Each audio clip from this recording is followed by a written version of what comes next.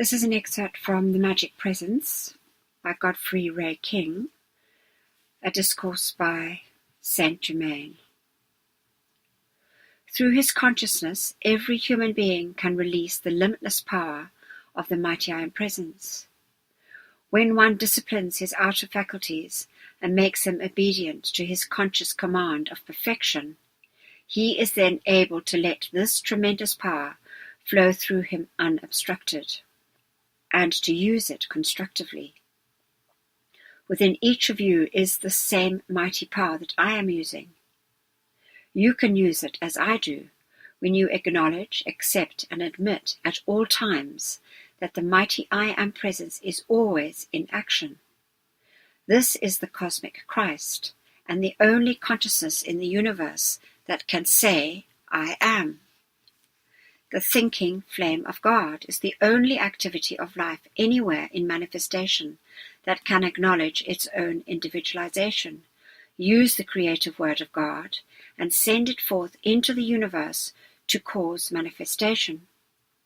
Only the Son of God, which means the individual with free will, can decree as God decrees and say, I am. Whatever quality follows that sound, spoken into the ethers, becomes a manifestation in the world of substance, and thus becomes a form. When the individual says, I am, he is using the creative attribute of the Godhead and announcing creation at his particular point in the universe. The vibratory action of the word I am, either in thought or spoken word, is the release of the power of creation, and whatever quality follows that decree is instantly imposed upon the electronic substance in the ethers. This being the only substance and energy in existence, whose nature is to be qualified in some manner, it must outpicture the pattern within the decree. If the decree is always for perfection, then the experiences in the individual's world express the fullness of the plan of life. But if the individual does not send forth that decree, it is impossible for that perfection to outpicture in his experiences until the decree is released into the ethers in which he lives. Every individual can think perfection at every instant if he only will, and it takes no more substance and energy to build beautiful, perfect forms and experiences than it does the imperfect. But if the individual wants this perfection expressed in his world, he must use his own energy to utter the decree, which will release that perfection unto him. Such is the law of his being, and nothing can change it. Life is the only presence, intelligence, and power that can act or ever did act. These three activities within life are coexistent everywhere.